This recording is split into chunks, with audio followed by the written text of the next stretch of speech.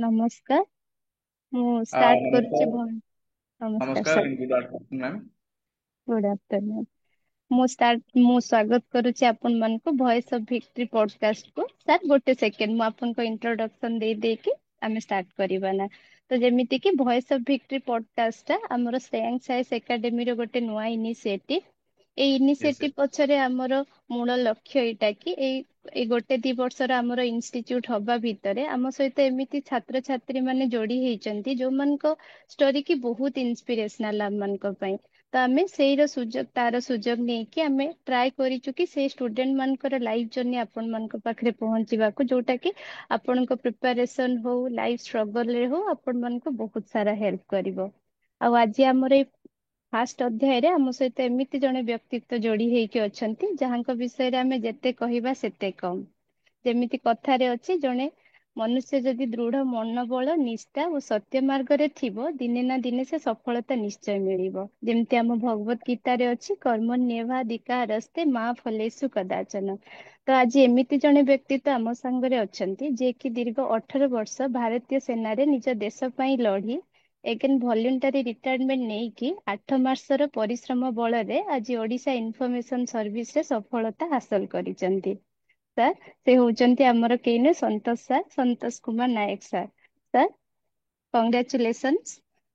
Thank you so much ma'am and very very good afternoon नमस्कार। नमस्ते sir. Sir କେମିତି ଅଛନ୍ତି ଆଗ କୁହନ୍ତୁ? Ma'am I am fine ma'am, बहुत भलो अच्छी and I am very proudful to Shreyan sir since the my journey was started in Odisha information service side, civil service side. Sir बहुत गाइड करछन मते और सर बहुत कोऑपरेटिव आ ये बाकी मु तो अन्य भी मतलब हेल्प नहीं ची और मु सेल्फ ସାର୍ प्रिपरेशन नहीं ची ma'am, but Shreyan sir is main motivator in my successful ma'am. Sir thank you sir. ସାର୍ଙ୍କର ଶ୍ରେୟାଂଶ ସାର୍ଙ୍କର ସେ ଗୋଟେ ହିଁ ମୋଟିଭେସନ ଥାଏ, ବାସ୍ ପିଲାମାନଙ୍କ ସକ୍ସେସ ରେ ମତେ ଲାଗେ ଫ୍ୟାମିଲି ସହିତ ତାଙ୍କ ଖୁସି ବି ବହୁତ ବେଶୀ ଥାଏ। ତ ସାର୍ ଏବେ ये ଯିବା ଆପଣଙ୍କ ପ୍ରିପାରେସନ ଫେଜ, ଆପଣଙ୍କ ଲାଇଫ ଷ୍ଟୋରିକୁ ଟିକେ ଜାଣିବା। ତ ସାର୍ ଏବେ यस यस। କେମିତି ଫିଲ୍ ହଉଛି? ସାର୍ ଆପଣ ତ ଅଲରେଡି ଯେହେତୁ ଜବ ରେ ଥିଲେ, ଏଗେନ ଏତେ ବର୍ଷର ଗ୍ୟାପ୍ ପରେ ପ୍ରିପାରେସନରେ ଆଉ ଥରେ ସକ୍ସେସ, ଏବେ କେମିତି ଲାଗୁଛି ଆପଣଙ୍କୁ ସାର୍? ବହୁତ ଭଲ ଲାଗୁଛି। ମୁଁ ଭଲ ତ ମତେ ଲାଗୁଛି। ସାର୍ ମତେ ଏତେ ଆହୁରି ଖୁସି ଲାଗୁଛି କି ମୋର ଫ୍ରେଣ୍ଡ ସର୍କଲ, ମୋର ଷ୍ଟାଫ ସାର୍ ଆଉ ମୋର colleagues, even those who are not succeeded in this time, they are civilians ma'am. I am as sir employ serving person, but sorry to say କି ସେମାନଙ୍କର ହେଇପାରିନି, but sir due to some reason they will be also selected, they will come for them ma'am. But sir ମୋର ଏଇ sir ଖୁସି କି ସେମାନେ ମୋର ଖୁସିରେ ସେମାନେ ଖୁସି ହଉଛନ୍ତି, ସେଇଟା ମତେ ଆହୁରି ଖୁସି ସାର୍ ଲାଗୁଛି ମ୍ୟାମ୍। ମୁଁ ତ ଏ- କନଫିଡେନ୍ସ ଥିଲା କି ମୁଁ ଆଜ୍ଞା ସକ୍ସେସ୍ ହେବି। ଆଜ୍ଞା। ସାର୍। ତ ଆଜ୍ଞା। ସେଇଟା ଏବେ ବି ହେଇଯିବ ସାର୍ ସାଙ୍ଗ ମାନଙ୍କର। ଆପଣ ତ ଏବେ ଗୋଟେ ଇନ୍ସପିରେସନ ନା ସମସ୍ତଙ୍କ ପାଇଁ ସାର୍। ଏବେ ବି Definitely. ସମସ୍ତେ ଆଚିଭ୍ କରିବେ ଆପଣଙ୍କ ସାର୍। ଆମେ ଯଦି ଟିକେ ବ୍ୟାକଗ୍ରାଉଣ୍ଡ କୁ ଯିବା ସାର୍, ଆର୍ମି ଲାଇଫ କେମିତି ଥିଲା ସାର୍? ଚ୍ୟାଲେଞ୍ଜିଂ ଥିଲା କି ସେଟା ସେତିକି ସକ୍ସେସଫୁଲ ଥିଲା ସାର୍? କେମିତି ମ୍ୟାମ୍ କହିବେ? ଦେଖନ୍ତୁ, ମୁଁ ବେସିକାଲି ଅଫିସ ସେକ୍ରେଟାରୀ ଆସିଷ୍ଟାଣ୍ଟ ଆଜ୍ ଏ ପର୍ସନାଲ ଷ୍ଟେନୋଗ୍ରାଫର ଜଏନ୍ କରିଥିଲି army, Indian army since 2004। But ଆପଣ ଜାଣନ୍ତି କି life is challenge, every sir ସାଇଡରେ ସାର୍ ଚ୍ୟାଲେଞ୍ଜ ଥାଏ। ଆଉ ହୁଁ ଗୁଡାଏ ଚ୍ୟାଲେଞ୍ଜ ବି ଅଛି ମ୍ୟାମ୍ ମୋ ଲାଇଫରେ, ଆଉ ମୁଁ ତାକୁ ସେଇ ହିସାବରେ ମୁଁ ଓଭରକମ୍ କରିଛି ମ୍ୟାମ୍। ଆଉ ମତେ ବି ସପୋର୍ଟ ହେଇଛି, ସାର୍ ସିଚୁଏସନ ମୁଁ ଟ୍ୟାକଲ କରିଛି, ଚ୍ୟାଲେଞ୍ଜ ବି ଆସିଛି ଆଉ ହାପିନେସ୍ ବି ଆସିଛି ମ୍ୟାମ୍ ମୋ ଲାଇଫରେ। ସାର୍ ଏମିତି ସାର୍, ହଁ ସେମିତି ତ ଆର୍ମି ସର୍ଭିସ ହିଁ ଗୋଟେ ଚ୍ୟାଲେଞ୍ଜିଂ ଯେତିକି, ଇନ୍ସପାୟାରିଂ ବି ଯେତିକି। ଆଉ କହିବାକୁ ଗଲେ ଆକ୍ଚୁଆଲି ଯୋଉ ଆମେ କହୁନା ଫର ଫ୍ରଣ୍ଟ ରନର, କି ଆମମାନଙ୍କ ପ୍ରୋଟେକ୍ଟର ହିସାବରେ ତ ସବୁ ତ ଯୋଉ ବି ଫିଲ୍ଡରେ ରୁହନ୍ତୁ ସେଇଟା ତ ଗୋଟେ ଆମମାନଙ୍କୁ ସବୁବେଳେ ହେଲ୍ପ ହିଁ କରୁଥାଏ ପୁରା କଣ୍ଟ୍ରିକୁ ହିଁ ନା ସାର୍। ସାର୍ ଆଜ୍ଞା କେମିତି ଆଜ୍ଞା। ଏଇ ଯୋଉ ଏତେ ବର୍ଷର ଗ୍ୟାପ୍ ପରେ ପ୍ରିପାରେସନ ଟାର ଇନ୍ସପିରେସନ ଆପଣଙ୍କୁ କୋଉଠୁ ମିଳିଥିଲା ସାର୍? କେମିତି ଥିଲା ସେ ଆକ୍ଚୁଆଲି ଇନ୍ସପିରେସନ? ମୋର ଷ୍ଟୋରି ସେପାରେଟ। ଆକ୍ଚୁଆଲି ମୋର କିଛି ଟାର୍ଗେଟ ଥିଲା ma'am. Sir inspiration in the sense କି ୟୁନିଫର୍ମ ପାଇଁ ମୁଁ ଆଉ ମୋର କଣ୍ଟ୍ରି ପାଇଁ ମୁଁ ଆକ୍ଚୁଆଲି ମୁଁ ଜଏନ୍ କରିବାକୁ ଚାହୁଁଥିଲି। ଯେ ସମସ୍ତେ କହନ୍ତି କଣ୍ଟ୍ରି ସାର୍ ପାଇଁ ମୁଁ ସର୍ଭିସ କରିବି, ନାହିଁ ମୋର ଆକ୍ଚୁଆଲି ମୋଟୋ ଥିଲା କି ମୁଁ ୟୁନିଫର୍ମ ବେଶୀ ମୁଁ I was fond of to wear in my life. ଆଉ କିଛି ମୁଁ କରିବି ଫିଲ୍ଡରେ ଜବ୍ କରିବି, ମୋର ଏ ଏମ୍ ଥିଲା ma'am. But since after graduation, I completed my sir post graduation, ma'am. ମୁଁ introduce ମୋ ବିଷୟରେ କହୁଛି ma'am. Post graduation diploma in journalism master commission, because sir in my graduation I did in journalism, mass media, and political science honors. I got distinction in my graduation, ma'am. Then I sir, eligible for SDIPR, Odisha International Service ପାଇଁ ମୁଁ eligible ଥିଲି. But sir, due to this reason ମୁଁ join କଲି army. Some of my friends in ETV, OTV, senior reporters ବି ଅଛନ୍ତି ma'am. But sir, being country devoted, country fond of ମତେ ସେ side ମତେ ବେଶୀ keen କଲା ଆଉ ମୁଁ ବହୁତ ମେହନତ ବି କରିଥିଲି କି army join କରିବା join କଲି finally. But sir, after 18 years service ମୁଁ ମୋର କଣ ଜନ୍ମ since ଆମର CM chief minister ର ପର୍ସନାଲ ସେକ୍ରେଟାରୀ ଥିଲେ ଅରିନ୍ଦମ ଡାକୁଆ ଏବେ sir, ସିଏ ହଉଛନ୍ତି sir, ମୋର ନେଟିଭ ମୁଁ ବିଲଙ୍ଗ କରୁଛି ଗଞ୍ଜାମ ଡିଷ୍ଟ୍ରିକ୍ଟ ମ୍ୟାମ୍ ତ sir, ମୋର ଭିଲେଜ ହଉଛି ମଙ୍ଗଳପୁର ଆଉ hmm, ସିଏ ହଉଛନ୍ତି ବାଲିପଦାର ଜଣେ ପୋଷ୍ଟ ମାଷ୍ଟରଙ୍କ ପୁଅ ସେ ମୋ sir, ବେଚମେଟ୍ ଅଛନ୍ତି ଅରିନ୍ଦମ ଡାକୁଆ ଦ ସିନିୟର ମୋଷ୍ଟ ଆଇଏଏସ୍ ଅଫିସର ସେ sir, ତାଙ୍କର କିଛି ଇନ୍ସପିରେସନ ଆଉ ସେ ଯେହେତୁ ସିଲେକ୍ଟ ହେଲା ପରେ ମୋର ବି କିଛି ଏମ୍ ଥିଲା କି ମୁଁ ସିଲେକ୍ଟ ହେବି ଗୋଟେ ଦିନ ଆଉ sir, ସେ sir, ଜିନିଷରେ ତ ଆଇଏଏସ୍ ପାଇଁ ତ ମୋର ଆକ୍ଚୁଆଲି ଏଜ୍ କ୍ରାଇଟେରିଆ କ୍ରସ୍ ହେଇଯାଇଥିଲା ବଟ୍ ମୁଁ ଚାହିଁଲି sir, କି ଓଡିଶା ସିଭିଲ ସର୍ଭିସ ମୁଁ କେମିତି କ୍ରାକ୍ କରିବି ଆଉ ସେଇ ସମୟରେ ମ୍ୟାମ୍ ମୁଁ ଆଉ ଜଣେ ବି ସକ୍ସେସଫୁଲ ଷ୍ଟୋରି ଥିଲେ ଜଣେ ଆମର T Sundaria she is from sir, Kerala sir, ସେ ମଧ୍ୟ ତାଙ୍କର ବି ମୁଁ ସେ ପେପର କଟିଂ ରଖେ ମ୍ୟାମ୍ ମୋର ଏବେ ବି ମୋ ଫାଇଲରେ ଅଛି କି ସେ ସକ୍ସେସ୍ ହେଇଥିଲେ ଆପଣଙ୍କର ସେ ଗୋଟେ ରୁଟ୍ ଲେଭେଲରୁ ଯାଇଥିଲେ आई sir, थिंक कि से म्युनिसिपालिटी रे गोटे ग्रुप डी एम्प्लॉय आज आई थिंक स्वीपर सॉरी सफाई वाला या फिर किसी एमती गोटे लोअर रैंक रे sir, जॉइन करथिले sir, बट ही डिड कि then municipal clerk then SBI clerk and sir, finally he succeeded IAS collector of hmm, Kerala तो ଏଇଟା ରୁ କିଛି ସକ୍ସେସ୍ ଷ୍ଟୋରି ଆଉ ମୁଁ ସିନ୍ସ ମୁଁ ସେଟାକୁ ମୋ ଜର୍ଣ୍ଣି ବି କଣ୍ଟିନ୍ୟୁ ରଖିଥିଲି ମୁଁ 6 ଟାଇମ୍ ଏସଏସବି ଆଟେଣ୍ଡ କରିଛି ma'am equal to NDA CDS O sir, ସେଥିରେ ମୁଁ କନଫରେନ୍ସ ଆଉଟ୍ ହେଇଛି 3 to 4 time in SSB Bhopal Bangalore ଆଉ ଆଇ ଥିଙ୍କ ଆଲାହାବାଦ ତ ଏଇ sir, ତିନିଟା ସେଣ୍ଟର ମୁଁ ଇଏ କରିଛି ଆଉ ମୋର କିଛି କ୍ୟାପାବିଲିଟି ମୋ ପୋଟେନ୍ସିଆଲ ମୁଁ ନିଜେ ରିଏଲାଇଜ କରିଛି ମୋ ପାଖରେ କ୍ୱାଲିଟି ଅଛି but due to some reason I am not succeeded ଆପଣ ଜାଣିଛନ୍ତି କି ଡକ୍ଟର ଏପିଜେ ଅବଦୁଲ କଲାମ ଅମିତାଭ ବଚ୍ଚନ ସାହେବ sir, ଏସବୁ ମଧ୍ୟ ସେ ଜର୍ଣ୍ଣିରେ ସକ୍ସେସ୍ ହେଇପାରିନଥିଲେ ମୋ ପାଖରେ କିଛି sir, କ୍ୱାଲିଟି କମ୍ ଥାଇପାରେ ଫର ଡିଫେନ୍ସ ବଟ୍ ମୁଁ ଗୋଥର ହେଇନଥିଲି ବଟ୍ ସିନ୍ସ ଦେଖିଲି କି ମୁଁ କିଛି ଓଡିଶା ସିଭିଲ ସର୍ଭିସ ସାଇଡ୍ ଦେଖିବି ମୁଁ ବିକଜ sir, ୟୁପିଏସସି ମୋ ଟାଇମ୍ ଟିକେ କ୍ରସ୍ ହେଇଯାଇଥିଲା hmm, ସିନ୍ସ hmm, ମୁଁ ଆପ୍ଲାଏ କରିଥିଲି ବଟ୍ ଏଲିଜିବଲ ହେଇନଥିଲି ସେଥିରେ ତ ଫାଇନାଲି ମୁଁ ଆସିଲା ପରେ ନା ମୋ ଓଏସ୍ ଗ୍ରୁପ ଆମର ଗୋଟେ ଅଛି ଇଭେନ୍ ତ ମୋର ଆଜ୍ଞା, ସମ୍ ଅଫ୍ ଫ୍ରେଣ୍ଡସ୍ ଅଛନ୍ତି ଓଡିଶା hmm, ଆଡମିନିଷ୍ଟ୍ରେସନ ସର୍ଭିସ ଅଛନ୍ତି ଓଡିଶା ଲେବର ସର୍ଭିସ ଆଜ୍ଞା, and Odisha revenue service they are the main hmm, motivator ma'am Manoranjan Nayak sir he hmm, is Bhadrak posted as a Odisha labour services sir, ସିଏ ହଉଛି ମୋର ମେନ୍ ମୋଟିଭେଟର ଆଉ sir, ଅନ୍ ଦି ୱେ ଅଛନ୍ତି on the queue ଅଛନ୍ତି ma'am ସେ GST officer ଅଛନ୍ତି sir, I think ଜଣେ sir ଅଛନ୍ତି ଏୟାରଫୋର୍ସ ର ସେ ବି 2 ଟାଇମ୍ ୟୁପିଏସସି କ୍ଲିୟର କରିଛନ୍ତି ଆଉ ସେ ବି ମୋର sir, ମେନ୍ ମୋଟିଭେଟର ମ୍ୟାମ୍ ସେ ଜିଏସଟି ଅଫିସର ଅଛନ୍ତି ନାଟା ସାର୍ ମୁଁ ଜଷ୍ଟ ରିକଲ୍ ହଉନି ଆଉ ସେ ଗୋଟେ ମେନ୍ ମୋଟିଭେଟର ଅଛନ୍ତି ଆଉ ଇଭେନ୍ ତ ସେ ବେଲଗୁଣ୍ଡା ସିରିକୋଇରେ ଗୋଟେ ଜଣେ ସାର୍ ଅଛନ୍ତି ସେ ହଉଛନ୍ତି ସମ୍ ନାୟକ ସାର୍ ବିଷ୍ଣୁ ନାୟକ ସେ ବି ଓଡିଶା ରେଭିନ୍ୟୁ ସର୍ଭିସରେ ବର୍ତ୍ତମାନ ଅଛନ୍ତି ତ sir, ସେମାନେ ପରେ ମୁଁ ପର୍ସନାଲି ଭିଜିଟ୍ କରିଥିଲି ଆମର ଗୋପବନ୍ଧୁ sir, ଏକାଡେମୀ sir, ଯୋଉଠି ଆମର ସାର୍ ମାନଙ୍କ ଟ୍ରେନିଂ ହୁଏ ଆଉ ମୁଁ ଫ୍ୟୁଚରରେ ଟ୍ରେନିଂ ସେଠି କରିବି ତ ସେଇ ସାର୍ ମାନଙ୍କର କ୍ୱାଲିଟି ଆଉ ତାଙ୍କର ଯୋଉ କିଛି ମୁଁ କ୍ରାଇଟେରିଆ ଦେଖିଲି ମୁଁ ଫୁଲଫିଲ୍ କରିବାକୁ ଫିଲ୍ କଲି ଆଉ ମୁଁ ଫାଇନାଲି ମୁଁ ଆପ୍ଲାଏ କଲି ମ୍ୟାମ୍ ଆଉ ସାର୍ଙ୍କ ସହିତ ଶ୍ରେୟାଂଶ ସାର୍ଙ୍କ ସହିତ କଥା ହେଇଥିଲି ସାର୍ କହିଲେ ଦେଖନ୍ତୁ ଡେଡିକେଟେଡଲି ଆଉ କନସିଷ୍ଟେନ୍ସି ଇଜ ଦ କି ଏଇଟା ଆମେ ସମସ୍ତେ sir, ଜାଣିଛନ୍ତି ଆଉ hmm, ସେଇଟା ଆମେ ଦେଖୁଛନ୍ତି ସେଇଟା ମାନେ ପ୍ରାକ୍ଟିକାଲି ଆକ୍ଚୁଆଲି ମୁଁ ଯୋଉଟା ରିଏଲାଇଜ କଲି ମ୍ୟାମ୍ ରିଏଲି ସେଇଟା sir, କନସିଷ୍ଟେନ୍ସି ଆଉ hmm, ହାର୍ଡୱାର୍କ ମେକ୍ ୟୁ ହଁ, ଥ୍ରୋ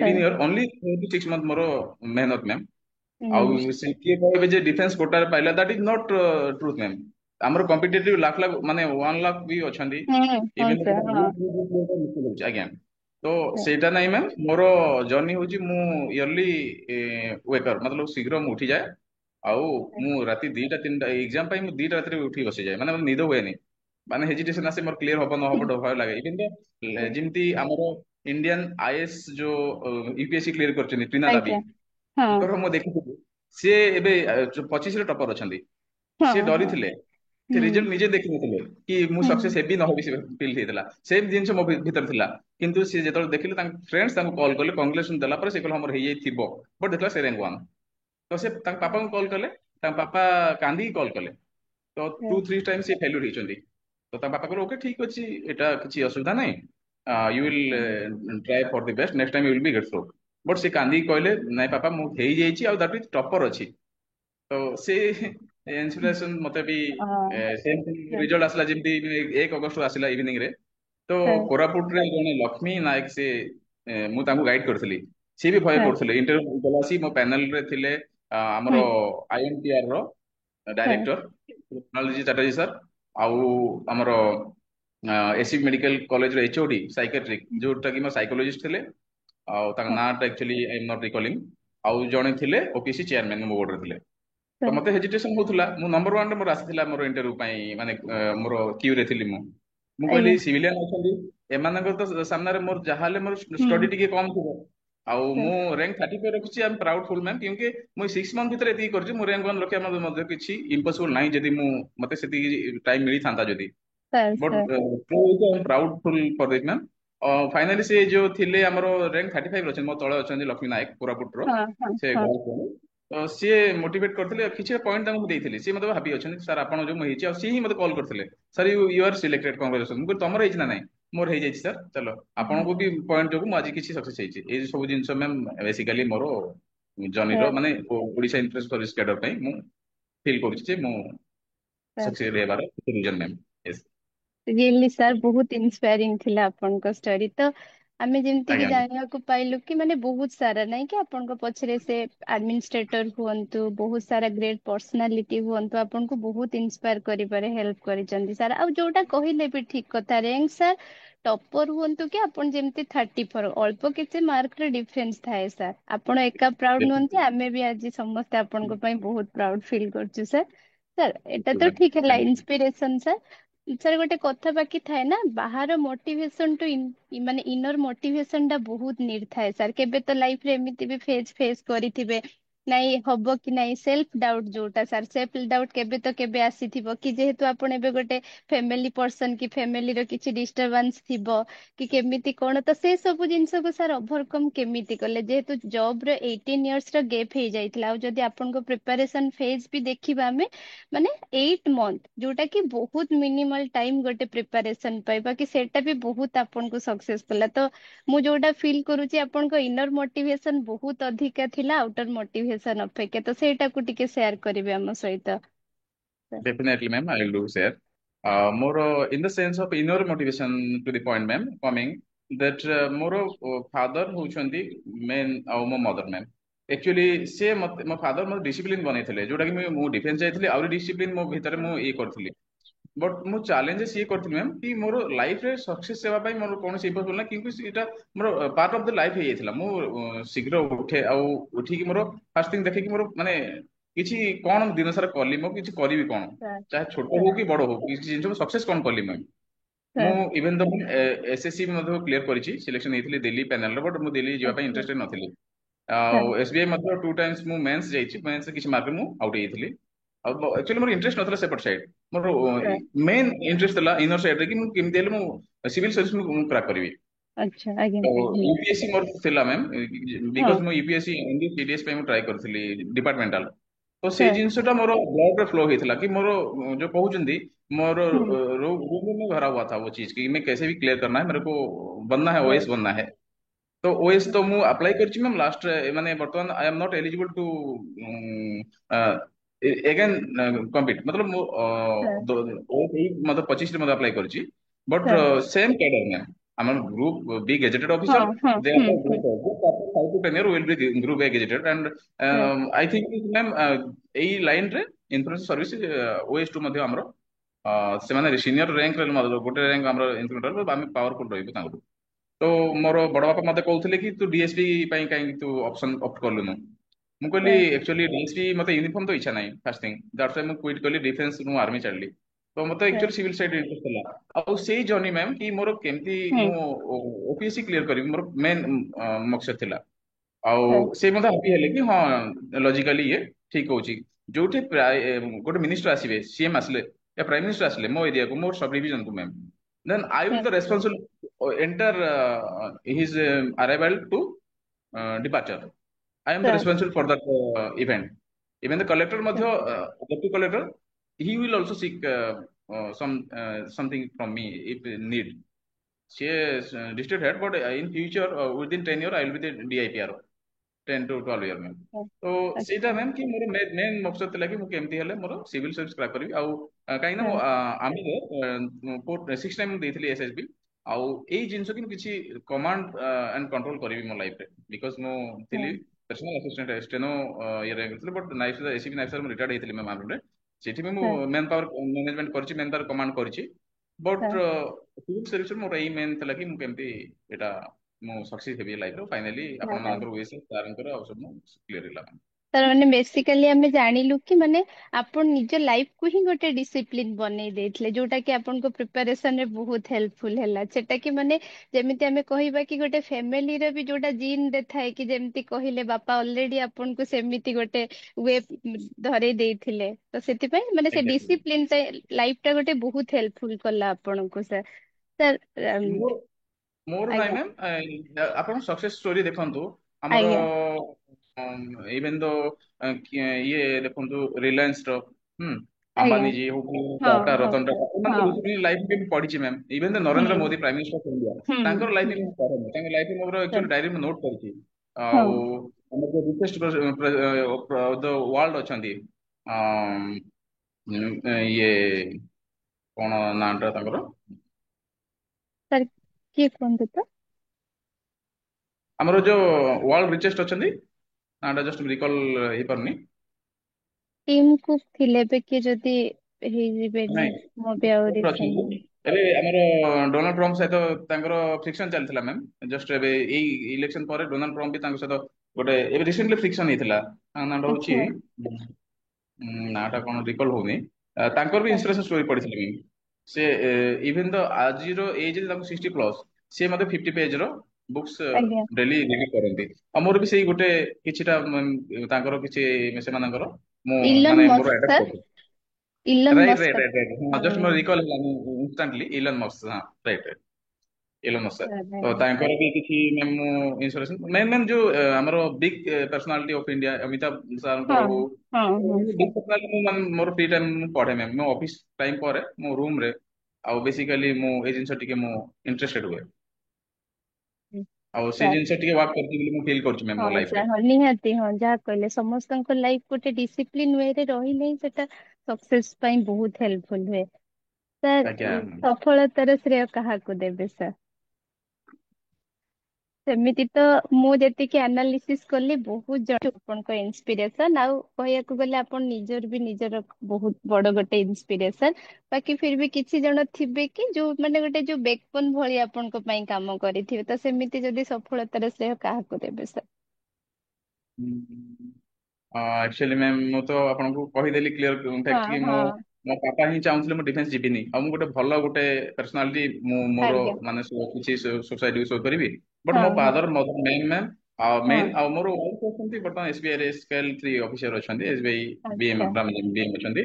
ତ ସାର୍ ସିଏ ମଧ୍ୟ ମୋର ମୋ ମ୍ୟାରେଜ ପରେ ସିଏ ବହୁତ ମତଲବ କିନ୍ ଟୁ ଡୁ ଦିସ୍ ମତଲବ SSB ସେ ଇଣ୍ଟରେଷ୍ଟ ଥିଲେ। ବଟ୍ ଯେହେତୁ ମୁଁ ଭଲ୍ୟୁଣ୍ଟିୟର ନେଇଯାଇଥିଲି, ସେ କହୁଥିଲେ ଓଡିଶା ସାର୍ ଆଡମିନିଷ୍ଟ୍ରେସନ ସରିଯାଇଥିଲେ, କେମିତି କେତେବେଳେ ଫ୍ୟୁଚର ହବ। ଆଉ ମୋର ଫ୍ୟାମିଲି ମେମ୍ବର, ମୋ ସିଷ୍ଟର ଆଉ ମୋର ଫ୍ରେଣ୍ଡସ୍, ଆଉ ବାକି ମୋର ନିୟର ଆଣ୍ଡ ଡିୟର ସବୁ, ଇଭେନ୍ ତ ଆପଣ ମାନେ ଆଉ ଶ୍ରୀୟାନ୍ ସାର୍, ଏସବୁ ହଁ ଜିନିଷ ନା କି ମୋର ବାବାଙ୍କର ମେନ୍ ମତଲବ ଇଣ୍ଟରେଷ୍ଟ ଥିଲା କି ମୁଁ କିଛିଟା ସାର୍ ଭଲ ପର୍ସନାଲିଟି ମୁଁ ସୋସାଇଟିକୁ ମୁଁ ଶୋ କରିବି। ଏଇଟା ଥିଲା ଇଏ। ସାର୍ ସାର୍ ଆଉ କଣ କହ ସାର୍, ଆପଣ ଯୋଉମାନେ ବି ଆପଣଙ୍କୁ ଶୁଣୁଛନ୍ତି ତାଙ୍କ ପାଇଁ କିଛି ବାର୍ତ୍ତା ଦେବେ?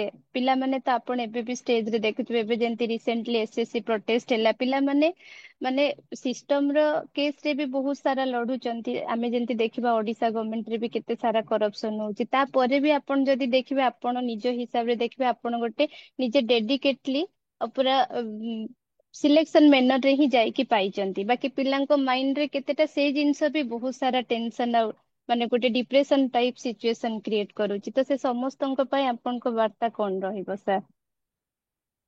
ମ୍ୟାମ୍ ମୋର ବାର୍ତ୍ତା ଇନ ଦ ସେନ୍ସ କି firstly sir believe in yourself, ନିଜକୁ ନିଜେ ବିଶ୍ୱାସ କରନ୍ତୁ। ଆଉ ବାକି ସିଷ୍ଟମ ସହିତ ଚ୍ୟାଲେଞ୍ଜ କଲେ ଦ୍ୟାଟ୍ ଇଜ ନିଜର ଲସ୍ ମ୍ୟାମ୍। ଇଭେନ୍ ତ ହଁ ବର୍ତ୍ତମାନ ଆମର OIS ଯୋଉ ଓଡିଶା ଇନଫରମେସନ ସର୍ଭିସ ହଁ କ୍ୟାଡର ମଧ୍ୟ ଚ୍ୟାଲେଞ୍ଜେସ୍ ଏବେ ଚାଲିଥିଲା, ଯୋଉ ଦ୍ୱାରା କି ଆମେ ଲେଟ୍ ହେଲା ରେଜଲ୍ଟ। तो ଓପିଏସସି ସାଇଡ୍ ରୁ କିଛି 4 ମାର୍କ ଡେଭିଏସନ ହଉଥିଲା ଡ୍ୟୁ ଟୁ ଦ କିଛି ମାନେ ଓପିଏସସି ର ପ୍ରିଣ୍ଟିଂ ଏରର ହେଇଥିଲା 6 ମାର୍କ ସରି 6 ମାର୍କର ଆଉ ଫାଇନାଲି ଓପିଏସସି ଗ୍ରେସ୍ ସମସ୍ତଙ୍କୁ ଦେଲା କିନ୍ତୁ ସେମାନେ କିଛି ଯୋଉ ମୁଁ ସରି ଟୁ ସେ କି ସେମାନେ ତାଙ୍କର କିଛି ଇଣ୍ଟେନସନ କଣ ଥିଲା କି କ୍ୟାନସଲ କରାଯାଉ ରି ଏକ୍ଜାମ କରାଯାଉ ଏଇ ଟାଇପ ସିଷ୍ଟମକୁ ଚ୍ୟାଲେଞ୍ଜ କଲେ ଯେଟା କଣ କି ଆମ ନିଜର ଲସ୍ ହବ ଦେଖନ୍ତୁ ଆମେ ସକ୍ସେସ୍ ହେଲୁ ତମେ ବି ଫ୍ୟୁଚର ହବ କି ତମେ ବି ହେଇଥାଇପାର ଯେ ଚ୍ୟାଲେଞ୍ଜ କଲେ ୟୁଟ୍ୟୁବରୁ କିଛି ଆସିଥିଲା ଆଉ ସେମ୍ ଥିଙ୍ଗ ସେଟା ସିଷ୍ଟମକୁ କୋପରେଟ କରିବା ଦରକାର ବଜେ ସେ ଆମେ ଚ୍ୟାଲେଞ୍ଜ କଲେ ଭଲ ନାହିଁ ଆଉ ନିଜ ଉପରେ ରଖନ୍ତୁ ଯେ ମୁଁ ନିହାତି ମୁଁ ଗୋତ୍ର ହେବି ସିଲେକ୍ସନ ହେବି ତ ସିଷ୍ଟମ ବି ସିଷ୍ଟମ ଗଭର୍ଣ୍ଣମେଣ୍ଟ ମେସିନାରୀ ସହିତ ଆମେ ଚ୍ୟାଲେଞ୍ଜ କରିବାକୁ ଆମର କୌଣସି ରାଇଟ୍ ନାହିଁ ହଁ କିଛି ଇଲିଗାଲ ଆକ୍ଟିଭିଟି ହେଲେ ଟପ୍ ଲେଭେଲରେ ଅଛି ଆମର ଚେକିଂ କରିବା ପାଇଁ ଆମର ମତଲବ ଇଣ୍ଟେଲିଜେନ୍ସ ଅଛି ଆମ ଗଭର୍ଣ୍ଣମେଣ୍ଟର ବଡି ଅଛି ଯୋଉଟା କି ସେମାନଙ୍କୁ ପନିଶ କରିବେ ଯୋଉଟା କି ଆମର ଆମର ଯୋଉ sub collector due to some reason से जो किसी अरेस्ट होते या फिर हम जो एसएससी जो है कि जो आरआई भी कैंसल है सेटा किसी रीजन था government satisfy then government will be decide तो गवर्नमेंट सहित आम चैलेंज करवाटा मु फील करुच्ची कि ठीक नुह कि निज उपर बिलीव करंतु सेल्फ उपर तो सेल्फ उपर बिलीव कले आपण प्रैक्टिकली देखैले तो you will be the winner in in against government रो या फिर मशीनरी सहित गवर्नमेंट मशीनरी सहित चैलेंज करवाटू एटा बेटर बिल मु फील आज्ञा ସାର୍ ଏବେ ଯେମିତି ଆଉ ଗୋଟେ ଦେଖିବା ଯଦି ଡାଇମେନସନ ସାର୍ ଏବେ ଆମର ଓପିଏସସି ଏଜ ବଢେଇ ଦେଲା ଏଜ ଲିମିଟ ଟା 42 ଏଜ କରିଦେଲା ତ ଯୋଉମାନେ ଅଲରେଡି ମ୍ୟାରେଡ୍ ଅଛନ୍ତି କି ଅଲଗା କୋଉ ଗୋଟେ ଲୋୟର ପୋଜିସନ ରେ ଅଛନ୍ତି ସେମାନେ ବି ସବୁ ଚାହୁଁଛନ୍ତି ଏବେ ପ୍ରିପାରେସନ କରିବାକୁ ଆଉ ମୁଁ ଯଦି ଆଜ୍ଞା ଦେଖିବି ସାର୍ ଆପଣ ଗୋଟେ ସବୁଠୁ ବେଷ୍ଟ ଏକ୍ସାମ୍ପଲ ସେମାନଙ୍କ ପାଇଁ ଏବେ ସାର୍ ତ ତାଙ୍କ ଆଜ୍ଞା ପାଇଁ କଣ କିଛି କହିବେ କାରଣ ଆପଣ ବି ଜାଣିଥିବେ ଗୋଟେ ଫ୍ୟାମିଲି ପର୍ସନ ହିସାବରେ ହଉ କି ଅଲରେଡି ଜବ ରେ ରହିକି ହଉ ପ୍ରିପାରେସନ ଟା ଟିକେ ତ ତାଙ୍କ ପାଇଁ କିଛି ଟିକେ କୁହନ୍ତୁ କେମିତି କଣ ଆଜ୍ଞା ପ୍ରିପାରେସନ କରିବେ ଆଜ୍ଞା ଆଜ୍ଞା ମୋର କହିବା ଇନ ଦ ସେନ୍ସ କି ଯୋଉଟା କି ଆଜି ଆପଣଙ୍କର ଓଡିଶା ଲେଭେଲ ରେ ମୁଁ ସିଲେକ୍ଟ ହେଇଛି ମୁଁ 18 ଇୟର କଲା ସର୍ଭିସ କଲା ପରେ ହଁ ସାରଙ୍କୁ କଥା ହେଇଥିଲି ସାର୍ ମୋତେ ଟିକେ ଗାଇଡ କରନ୍ତୁ ମୁଁ କିଛି ମୋର ଟୋଟାଲି ବ୍ଲାଙ୍କ ଅଛି ଆପଣ ମୋ ଜାଗାରେ ଯିଏ ବି ଥିଲେ ଇଣ୍ଡିଆନ ସେମାନଙ୍କ ସେମ୍ ସିଚୁଏସନ ବିକଜ ମୋର କିଛି ଡିଫେନ୍ସ ସାଇଡ ମୁଁ I am the top because ମୁଁ entrance all India entrance test number 1 ଥିଲି ମୋ ରେଜଲ୍ଟ ବି ଦେଖିପାରିବେ ଇଣ୍ଡିଆନ ଆର୍ମି ମୋର ଅଛି ମ୍ୟାମ୍ ଇଣ୍ଡିଆନ ଆର୍ମି ବାଙ୍ଗାଲୋରରେ ଆମର ଟେଷ୍ଟ ହେଇଥିଲା ମୁଁ ଅଲ ଇଣ୍ଡିଆ ରାଙ୍କ 1 ଥିଲି ସେ ସାଇଡରେ ଚ୍ୟାଲେଞ୍ଜ କରିକି ବି କରିବେନି ମୋର ସେଠି କ୍ଲିୟର ଅଛି ତ ସେଲ୍ଫ ଉପରେ ଡିପେଣ୍ଡ ମ୍ୟାମ୍ କି ମୁଁ ହେଇପାରିବିନି ଜିନିଷଟା କେବେ କରିବେନି ଇଭେନ୍ ତ ମୋର ୟେଷ୍ଟରଡେ ଥିଲା ମୋର ଏକାଡେମୀ ମହିନ୍ଦ୍ରାରେ କିଛି ମହିନ୍ଦ୍ରା ଷ୍ଟାର ଆଚିଭର୍ସ ସେରେମନି ଥିଲା ସେଠି ଯାଇଥିଲି ମୁଁ ସେଇଠି ମଧ୍ୟ ସେମ୍ ଜିନିଷ ମୁଁ କହିଥିଲି କି ସାର୍ ଆପଣଙ୍କର ଗୋଟେ କାହାବତ ଅଛି ma'am the mind is everything what you think you become ମାନେ ଆପଣ ଦିମାଗ ହିଁ ସବୁ କିଛି ଗୌତମ ବୁଦ୍ଧ ନିଜେ କହିଛନ୍ତି ଏଇଟା ୟୁନିଭର୍ସାଲ ଟ୍ରୁଥ ମ୍ୟାମ୍ ଆପଣ ମାଇଣ୍ଡ ରଖନ୍ତୁ ମୁଁ ଏଇଟା ସକ୍ସେସ୍ ହେବି ନିହାତି ହେବେ ମତେ ଜଣେ 2-4 ଜଣ ମୋର ଇଣ୍ଟରଭ୍ୟୁ ସରିଲା ପରେ ଏକାଡେମୀରେ ମତେ ଆସିକି ପଚାରିଲେ ସାର୍ ଟିକେ ରିକ୍ୱେଷ୍ଟ ରିକ୍ୱେଷ୍ଟ ନାହିଁ ୟୁ କ୍ୟାନ୍ ଆସ୍କ ଏନିଥିଙ୍ଗ ପଚାରିଲେ ସାର୍ ଟିକେ କୁହନ୍ତୁ କଣ କେମିତି ଆମର ମନ ରହୁନି ସେଟା ସେମିତି କିଛି ମାଇଣ୍ଡରେ ମନ ରହୁନି ଭାବନ୍ତୁନି କିଛି ହଉନି ସବୁ କିଛି ହବ ରୁଟିନ ଡେଲିବରେଟଲି କନସିଷ୍ଟେଣ୍ଟଲି ଆପଣ ଯଦି କୌଣସି ଜିନିଷ କରିବେ ନିହାତି ହବ ଆପଣ ଜାଣିପାରିବେ କେତେବେଳେ ଆପଣ ସକ୍ସେସ୍ ହେଇଯିବେ କିନ୍ତୁ ମାଇଣ୍ଡରେ ରଖିବେନି ଯେ କି ମୋର ହବନି ଏଇ ଜିନିଷ ମାଇଣ୍ଡରୁ କାଢିଦେବେ ହବ କହିକି ଯିବେ ଜିନିଷ ହବନି କହିବେ ଆପଣ ଯଦି ପଜିଟିଭ ଯିବେ ନିହାତି ପଜିଟିଭ ମାନେ ଲେଖିକି ଦଉଛି ମ୍ୟାମ୍ ଆଜି ମୁଁ ଯୋଉଟା ଆପଣ ସାର୍ ଦେଖୁଛନ୍ତି ଆଉ ଆମର ଓଡିଶା ଦେଖୁଛନ୍ତି ଇଣ୍ଡିଆ ବି ଦେଖିବେ ମ୍ୟାମ୍ କି ହଁ ମୋର ଆଜି ମାନେ 6 to 8 ମନ୍ଥ ଜର୍ଣ୍ଣିରେ ମୁଁ ସକ୍ସେସ୍ ହେଇଛି ତ କାହିଁକି ଅନ୍ୟମାନେ ହେଇପାରିବେନି ଆଫ୍ଟର ସାର୍ ମାନେ ଏତେ ଗ୍ୟାପ୍ ପରେ ତ ନିହାତି ହେବେ ମ୍ୟାମ୍ ବି ପଜିଟିଭ ଯୋଉଟା ସାର୍ ଆମର ଗୌତମ ବୁଦ୍ଧ କହିଛନ୍ତି mind is everything whatever you think you will become that is the natural truth ma'am ଏଇଟା ୟୁନିଭର୍ସ ମଧ୍ୟ ସାର୍ ଆପଣଙ୍କୁ ଆଜ୍ଞା ଯଦି ଆପଣ ମେହନତ କରୁଛନ୍ତି that's right।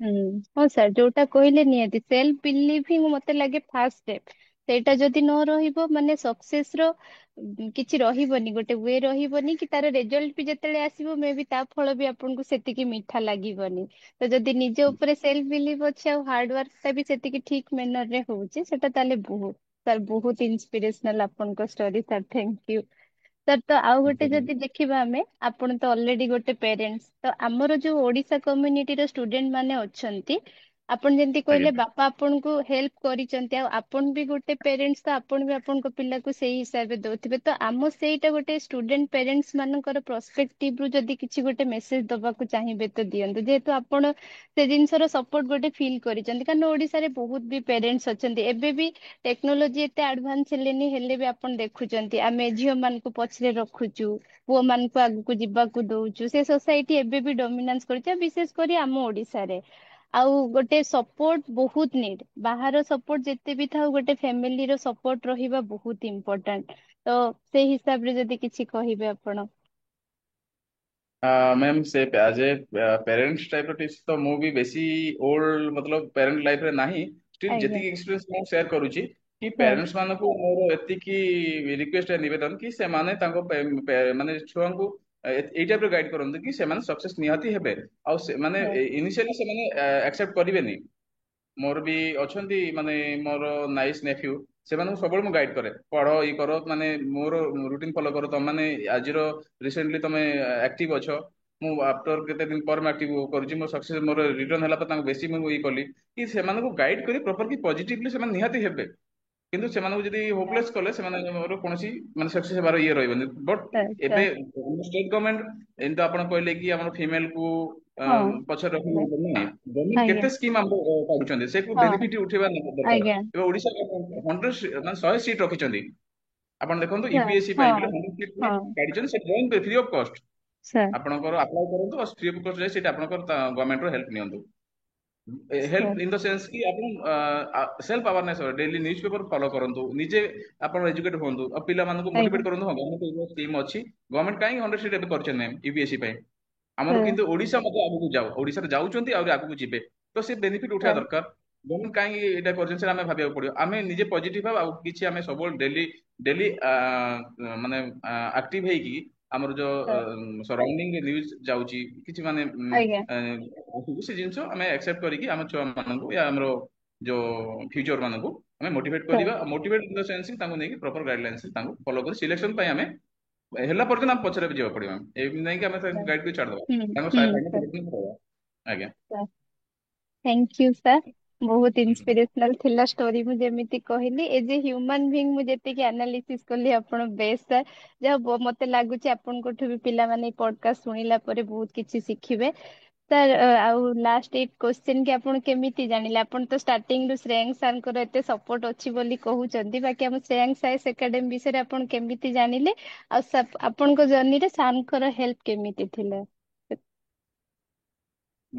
ଦେଖନ୍ତୁ ମ୍ୟାମ୍ ମୋର ମୁଁ ଆସିଲା ପରେ ମୁଁ ତ ସାର୍ ଫ୍ରେଣ୍ଡ ସର୍କଲରେ ମୋର ଗୁଡ଼ାଏ ସିଲେକ୍ସନ ଅଛନ୍ତି ଓପିଏସସି ଏନଡିସିଡିଏସ ଅଛନ୍ତି ଆଉ ବାକି ଏବେ ଯୋଉ ସିଭିଲ ସର୍ଭିସ ବି ଅଛନ୍ତି ଯୋଉ ମୁଁ କହିଲି ଆମର କେତେ ଜଣ ସାରଙ୍କ ନାଁ ତ ସାର୍ ସେଇ ତ ସେନ୍ସରେ କି ମୁଁ ଆକ୍ଚୁଆଲି ଟେକ୍ନୋଲୋଜି ଏତେ ଫାଷ୍ଟ ଅଛି ତ ମୁଁ କିଛି ସାର୍ ସର୍ଚ୍ଚ କଲି ସାରଙ୍କୁ ଆଉ କିଛି ମୁଁ ଜାଣିଥିଲି ସାରଙ୍କ ଆଗରୁ ବିଫୋର ମୁଁ ସାର୍ ଆର୍ମି କ୍ୱିଟ୍ କଲା ବିଷୟରେ ମୁଁ କିଛିଟା ମାନେ ସାରଙ୍କ ବିଷୟରେ ଜାଣିଥିଲି ସାରଙ୍କର ସାର୍ ମାନେ ଅନଲି ଇଏ ନାହିଁ ସାର୍ ବହୁତ କୋଅପରେଟିଭ ଏତେ ବିଜି ଥିଲେ ମାନେ ନିଜେ କଲ୍ ବ୍ୟାକ୍ କରନ୍ତି sir Shreyan sir sir I am very very thankful and grateful Shreyan sir ମୁଁ ଏତେ ଆପଣ କୋଅପରେଟ କରିଥିଲେ ସେଇ ଟାଇମରେ ଆଉ ଆଜ୍ଞା ଡ୍ୟୁ ଟୁ ବିଜି ଲାଇଫ ଆପଣ ଯେହେତୁ ଦିଲ୍ଲୀରେ ଅଛନ୍ତି ହୁଁ ଆଉ ଆଇଏଏସ୍ ହୁଁ ମାନଙ୍କର ପ୍ରୋଗ୍ରାମ ରିଟର୍ନ ଆପଣ ବିଜି ଥିଲେ ତା ପରେ ମଧ୍ୟ ସାର୍ ମତେ ବହୁତ ଟାଇମ ଦେଇଛନ୍ତି ଆଉ ଗାଇଡ କରିଛନ୍ତି ସନ୍ତୋଷ କିଛି ପ୍ରୋବ୍ଲେମ ନାହିଁ ତମେ ମୋ ସାଇଡରୁ ଯେତିକି ହେଲ୍ପ କରି ଆଉ କରିଛନ୍ତି ମଧ୍ୟ ଜିଏସ୍ ପେପର ମତେ ବହୁତ ହେଲ୍ପ କରିଛନ୍ତି ମାନେ ସେ ସାର୍ ମନି ମାଇଣ୍ଡେଡ ମାନେ ତାଙ୍କ ଲାଇଫରେ ମୁଁ ଜାଣିନି ଯେ ଏମିତି କୌଣସି କି ମତେ ଏତିକି ଫିସ୍ ଦେଲେ ମୁଁ ଏତିକି ଦେବି କେତେଟା ଇନଷ୍ଟିଚ୍ୟୁଟ ମୁଁ ନୋଟିସ୍ କରିଛି ମ୍ୟାମ୍ ଗୁଡାଏ ମତେ ମାନେ ଏଇ ମାନେ ତାଙ୍କର କଣ୍ଟାକ୍ଟ ଆସିଛି ବଟ ସାର୍ ଗୋଟେ ଦିନ ବି କହିନାହାନ୍ତି କି ମତେ ଏଇ ଦେଲେ ଆଜ୍ଞା ଯାହା ମଧ୍ୟ କହିଛି ଦେନ୍ ଆଣ୍ଡ ଦେयर ସେ ମତେ ପ୍ରୋଭାଇଡ କରିଛନ୍ତି ସେନ୍ ସାର୍ ମାନେ ସାର୍ ତାଙ୍କ ପାର୍ଟରେ ସାର୍ ଯାହା ସେ ମତେ କ୍ଲିୟର କହିଥିଲେ ଇନଫର୍ମେସନ ସର୍ଭିସରେ ମୁଁ ଜର୍ଣ୍ଣାଲିଜିମ ସାଇଡରେ ମୋର ବର୍ତ୍ତମାନ ସେମିତି କିଛି ଇନଫର୍ମେସନ ନାହିଁ but apart from that everything I will be support କରିଛନ୍ତି ସେଟା ପାଇଁ ଶ୍ରୀୟାଂଶ ଆଇସି ଏକାଡେମୀ ବହୁତ ବହୁତ thankful and grateful to sir and ma'am and all the staff ma'am and today I'm very much proudful on you ma'am।